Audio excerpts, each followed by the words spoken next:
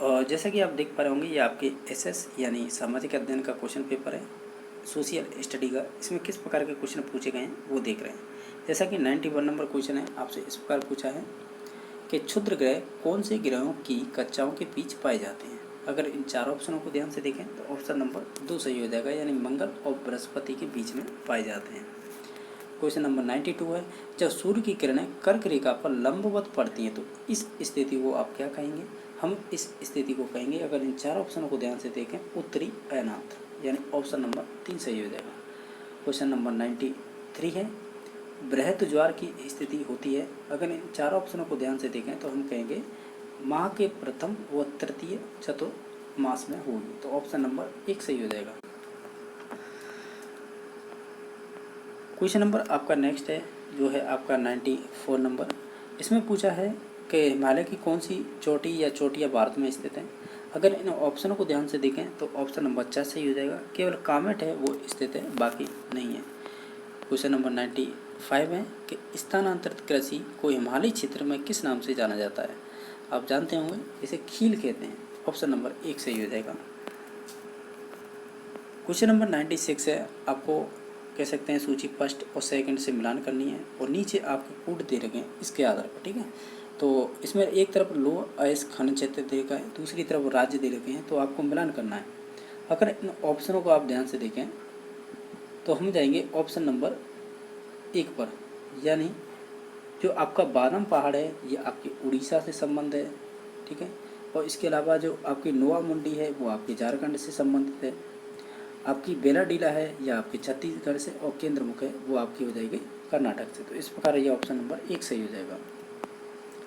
Question number next है, ये कह रहा है कि भारत में 1901 से 2011 तक न्यूनतम लिंगानुपात कौन से जनगणना वर्ष में दर्ज किया गया था। तो वो आपके 1991 यानी 1991 में, तो ऑप्शन नंबर 1 सही हो जाएगा। क्वेश्चन नंबर 98 है कि भू प्रॉपर्टी के नीचे स्थित वह स्थान जहाँ कंपन आरंभ होता है उसे क्या कहते हैं।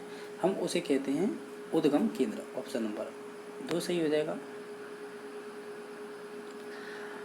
आपका क्वेश्चन नंबर 99 है, इसमें से आपको कथन है वो असत्य कथन है वो चूज करना है। अगर इन चार ऑप्शनों को ध्यान से देखें तो ऑप्शन नंबर 3 सही हो जाएगा, यानी जो दक्षिणी गोलार्ध में प्रति चक्रवातों की जो दिशा होती है वो घड़ी की सुई की दिशा में होती है, ये कहना गलत हो जाएगा। तो ऑप्शन नंबर 3 सही है, यानी हमें असत्य बताना था ना, तो ऑप्शन नंबर 3 सही है। और उसके अलावा बाकी सभी कथन थे वो बिल्कुल सही थे। क्वेश्चन नंबर आपका 100वां है कि निम्न में से कौन सा अर्धशुष्क बांगर प्रदेश का उपभाग नहीं है। अगर इन चार ऑप्शनों को ध्यान से देखें, जो मालपुरा करौली का मैदान है वो आपका अर्धशुष्क बांगर प्रदेश का उपभाग नहीं है। क्वेश्चन नंबर 101 है, कौन सी बनास की सहायक नदी नहीं है। अगर ऑप्शनों को ध्यान से देखें तो वो आपकी कुराल है, वो संबंध नहीं रखती है सहायक नदी में, बाकी सभी रखती हैं। आपका क्वेश्चन नंबर नेक्स्ट है, आपको सूची फर्स्ट में दे रखे हैं खनिज, दूसरी तरफ दे रखे हैं आपके खनिज क्षेत्र, आपको मिलान करना है। अगर ऑप्शनों को ध्यान से देखें तो ऑप्शन नंबर इसमें से बी सही हो जाएगा, यानी जो लो अयस्क है वो आपके मोरिजा से संबंधित हो जाएगा, यानी बानौर से। और आपका सीसा जस्ता है वो आपके राजपुरा दरीबा से संबंधित हो जाएगा। जिप्सम है ये आपकी जिप्सम संबंधित हो जाएगी आपकी गोट मांगलौद से, और बाकी रॉक फॉस्फेट है वो आपके दक्कन कोटड़ा से संबंधित हो जाएगी। तो इस वजह से इसका ऑप्शन नंबर बी सही हो जाएगा। क्वेश्चन नंबर 103 इस प्रकार पूछा था कि राजस्थान की पहली शक्कर मिल दी मेवाड़ शुगर मिल की स्थापना कहाँ की गई थी। तो ये आपकी की गई थी, अगर ऑप्शनों को ध्यान से देखें तो ऑप्शन नंबर सी सही हो जाएगा, यानी भोपाल सागर, ऑप्शन नंबर 3 सही हो जाएगा। क्वेश्चन नंबर 104 है कि राजस्थान की दशकीय वृद्धि दर 2011 में कितनी रही थी। तो वो आपकी रही थी 21.44%, तो ऑप्शन नंबर 4 सही हो जाएगा। क्वेश्चन नंबर नेक्स्ट है, राजस्थान में आने वाले प्रवासी पक्षी लिटिल स्टिंट जिसका वजन मात्र 15 ग्राम होता है, तो मूलतः कौन से क्षेत्र में पाए जाते हैं। अगर इन ऑप्शनों को ध्यान से देखें तो ऑप्शन नंबर बी सही हो जाएगा, यानी आर्कटिक क्षेत्र में। क्वेश्चन नंबर आपका नेक्स्ट है जो 106 नंबर इस प्रकार पूछा है कि भारत यानी भारतीय संविधान सभा का गठन किस योजना के तहत किया गया था। तो ये आपका किया गया था मंत्रिमंडलीय योजना, यानी ऑप्शन नंबर 3 सही हो जाएगा। क्वेश्चन नंबर आपका 107 बता के अनुच्छेद 15 में निम्नलिखित में से किस आधार पर विभेद को निषेधित यानी निषेधित नहीं किया गया है। अगर ऑप्शनों को ध्यान से देखें तो ऑप्शन नंबर 4 सही हो जाएगा, यानी निवास के आधार पर निषेधित नहीं किया गया है, तो ऑप्शन नंबर 4 सही हो जाएगा। क्वेश्चन नंबर 108वां इस प्रकार पूछा था, असत्य कथन को आपको बताना है इसमें से। तो असत्य कथन हो जाएगा मूल संविधान में 10 मौलिक कर्तव्यों का प्रावधान है, ये आपका गलत हो जाएगा, बाकी सभी सही थे। आपका क्वेश्चन नंबर 109वां है कि संयुक्त राष्ट्र बाल अधिकार कन्वेंशन कब आयोजित किया गया था। अगर इन ऑप्शनों को ध्यान से देखें तो ऑप्शन नंबर 1 सही हो जाएगा, यानी 20 नवंबर 1989, ऑप्शन नंबर 1 सही हो जाएगा। क्वेश्चन नंबर आपका नेक्स्ट है, ये पूछ रहा है आपसे, किस संविधान संशोधन द्वारा मताधिकार की न्यूनतम आयु 21 वर्ष से घटाकर 18 वर्ष कर दी गई थी। ये आपको ऑप्शन दे रखे हैं। अगर इन ऑप्शनों को अगर आप ध्यान से देखें तो ऑप्शन नंबर इसका 61वें संविधान संशोधन 1989, यानी ऑप्शन नंबर 3 सही हो जाएगा। क्वेश्चन नंबर नेक्स्ट है जो है आपका 111 नंबर, वो इस प्रकार पूछा है कि वर्तमान में लोकसभा में अनुसूचित जनजाति तथा अनुसूचित जाति के लिए आरक्षण क्रमशः सीटें हैं कितनी हैं। तो अगर ऑप्शनों को ध्यान से देखें तो वो हो जाएगी 47 और 84। ये आपके लैब असिस्टेंट में भी क्वेश्चन पूछा हुआ है। क्वेश्चन नंबर नेक्स्ट है कि सांसदों की अयोग्यता से संबंधित विवाद का निर्णय राष्ट्रपति की किसकी सलाह से देख करता है। और अगर ऑप्शनों को ध्यान से देखें तो ऑप्शन नंबर इसका 3 सही हो जाएगा, यानी निर्वाचन आयोग के द्वारा। क्वेश्चन नंबर आपका नेक्स्ट है, ये कह रहा है कि सत्य कथन को चयन कीजिए, यानी इनमें से जो कथन सही है वो केवल वही चूज करना है। तो ऑप्शन नंबर इसका 1 सही हो जाएगा। जो आपके पीएम होते हैं वो अनिवार्यतः लोकसभा में बहुमत दल का नेता होता है, तो ऑप्शन नंबर 1 सही हो जाएगा। क्वेश्चन नंबर 114वां है, ये कह रहा है राज्यपाल की स्वविवेकी शक्तियों का संविधान के किस अनुच्छेद में उल्लेख किया गया है। तो हम कहेंगे ये आपके अनुच्छेद 163 में किया गया है। क्वेश्चन नंबर नेक्स्ट है, ये कह रहा है ग्राम पंचायत की बैठक के लिए कितनी गण पूर्ति का निर्धारण किया गया है। तो वो आपके किया गया है 1/3 सदस्यों का, ऑप्शन नंबर 3 सही हो जाएगा। क्वेश्चन नंबर आपका 116वां है और ये आपको सुमेलित करना है, ठीक है। तो सुमेलित करेंगे तो इसमें से ऑप्शन नंबर कौन सा सही हो जाएगा। तो ऑप्शन हो जाएगा जैसे कि नर्तकी के कांस्य मूर्ति हैं, ये आपके कह सकते हैं मोहनजोदड़ो से संबंधित हैं। चांदी के 2 मुकुट हैं, ये आपके कुड़ाल से संबंधित हैं। बाकी अग्निकुंड और जुते हुए खेत के साथ मिले थे, तो ये आपके मिले थे आपके कालीबंगा में, ठीक है। और बाकी हड़प्पा यानी जो हड़प्पाई जो मर्तबान हैं ये आपके संबंधित हैं ओमान से, तो ऑप्शन नंबर 1 सही हो जाएगा इसका, ठीक है। नेक्स्ट क्वेश्चन देख लेते हैं 117वां है कि सोमवेद का ब्राह्मण ग्रंथ कौन सा था। तो ये आपका था पंचविश, ऑप्शन नंबर 4 सही हो जाएगा। क्वेश्चन नंबर नेक्स्ट है, ये कह रहा है कि ज्ञान प्राप्ति के बाद महात्मा बुद्ध ने सर्वप्रथम उपदेश किस स्थान पर दिए थे। तो ये आपके दिए थे सारनाथ में, ऑप्शन नंबर 20 सही हो जाएगा। क्वेश्चन नंबर नेक्स्ट है कि 16 महाजनपदों की सर्वप्रथम जानकारी किस ग्रंथ में मिलती है। तो ये आपकी मिलती है अंगुत्तर निकाय में, यानी अंगुत्तर निकाय में मिलती है, ऑप्शन नंबर 1 सही हो जाएगा। क्वेश्चन नंबर 120 बता कि अंगकोट थोम के मंदिर के निर्माता कौन थे। अगर इन ऑप्शनों को ध्यान से देख रहे हैं तो सूर्य वर्मा जो सप्तम थे उनसे संबंधित थे, इन्होंने ही निर्माण करवाया था, तो ऑप्शन नंबर 2 सही हो जाएगा। क्वेश्चन नंबर 121 है, आपको सुमेलित करना है, नीचे कोड दिए हैं इनके आधार पर। अगर क्वेश्चन को ध्यान से देखें तो इसका राइट आंसर होंगे वो इस प्रकार होंगे, जैसे मृच्छकटिकम है ये आपके शूद्रक से संबंधित है। इसके अलावा जो जो आपके पंचतंत्र है ये आपके विष्णु शर्मा से संबंधित हो जाएगी।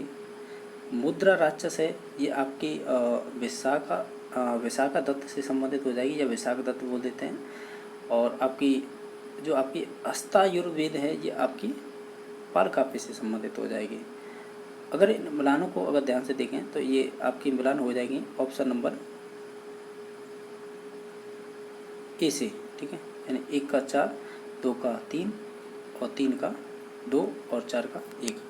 क्वेश्चन नंबर नेक्स्ट देख लेते हैं 122वां नंबर है, कन्नौज पर अधिकार करने के लिए त्रिपक्षीय संघर्ष में शामिल शक्तियों को कौन कौन सी थी, यानी कौन कौन से राजवंश थे। तो देखा जाए तो इसमें से जो आपके गुर्जर प्रत्यात थे और राष्ट्रकूट थे और पाल, यानी ऑप्शन नंबर 1 सही हो जाएगा। क्वेश्चन नंबर 123 है, महाराष्ट्र के भक्ति संतों द्वारा रचित भक्ति गीतों को क्या कहा जाता है। तो इनको कहा जाता है आपके अभंग, तो ऑप्शन नंबर डी सही हो जाएगा। क्वेश्चन नंबर नेक्स्ट है आपका, ये कह रहा है कि चिश्ती सिलसिला से संबंधित सूफी संतों और केंद्र के बारे में कौन सा युग्म सुमेलित नहीं है। अगर ऑप्शनों को ध्यान से देखें तो ऑप्शन नंबर डी सही हो जाएगा, यानी बाबा फरीद गुलबर्गा है, ये इससे संबंधित नहीं है, बाकी सभी संबंधित है। क्वेश्चन नंबर 125 तक, मुगल काल में प्रत्येक सूबे को राजस्व मंडलों में बांटने व जब्त प्रणाली का श्रेय किसको दिया जाता है, तो ये आपके दिया जाता है टोडरमल को, तो ऑप्शन नंबर बी सही हो जाएगा। क्वेश्चन नंबर नेक्स्ट है कि डलहौजी की व्यपगत नीति के तहत कौन से भारतीय राज्य का विलय नहीं किया गया था, तो वो आपके करौली था, वो विलय नहीं किया गया था, बाकी सभी किए गए थे। क्वेश्चन नंबर 1857 की क्रांति को भारत का प्रथम स्वतंत्रता संग्राम किसने कहा था, तो ये आपके कहा था सावरकर ने, तो ऑप्शन नंबर डी सही हो जाएगा। क्वेश्चन नंबर 128 वह कौन सुमेलित नहीं है, अगर इन ऑप्शनों को ध्यान से देखें तो वो ऑप्शन नंबर बी सही हो जाएगा, जो आपका वेद समाज है वो आपके दयानंद सरस्वती से संबंधित नहीं है। क्वेश्चन नंबर नेक्स्ट है 129 सत्यार्थ प्रकाश के लेखक कौन है, तो ये आपके हो जाएंगे दयानंद सरस्वती, तो ऑप्शन नंबर 1 सही हो जाएगा। आपको दिए हैं महात्मा गांधी द्वारा किए गए प्रथम 3 सत्याग्रहों की कालाक्रम आपको सेट करना है, किस क्रम में ये हुए थे। अगर इन ऑप्शनों को ध्यान से देखें तो इनमें से राइट आंसर हो जाएगा, पहले तो हुआ था आपका चंपारण, उसके बाद हुआ था अहमदाबाद मिल जो मजदूर आंदोलन था, उसके बाद हुआ था खेड़ा सत्याग्रह, तो ऑप्शन नंबर बी सही हो जाएगा। क्वेश्चन नंबर नेक्स्ट देख लेते हैं, 131 नंबर है कि धन निकासी का सिद्धांत सर्वप्रथम किसने दिया था, तो ये आपका दिया था दादाजी या दादा वाई नेहरू ने, तो ऑप्शन नंबर 1 सही हो जाएगा। क्वेश्चन नंबर 132 पता कि मोहम्मद अली बेग ने 1857 की क्रांति का नेतृत्व किया था, तो हम कहेंगे ये आपके नीमच में किया था, तो ऑप्शन नंबर 4 सही हो जाएगा। क्वेश्चन नंबर 133 पता कि मुंशी प्रेमचंद का उपन्यास रंगभूमि में किस किसान आंदोलन का प्रतिबिंब मिलता है, तो अगर इन ऑप्शनों को ध्यान से देखें तो ये बिजौलिया किसान आंदोलन हुआ था ना, उसका प्रतिबिंब मिलता है, तो ऑप्शन नंबर 4 सही हो जाएगा।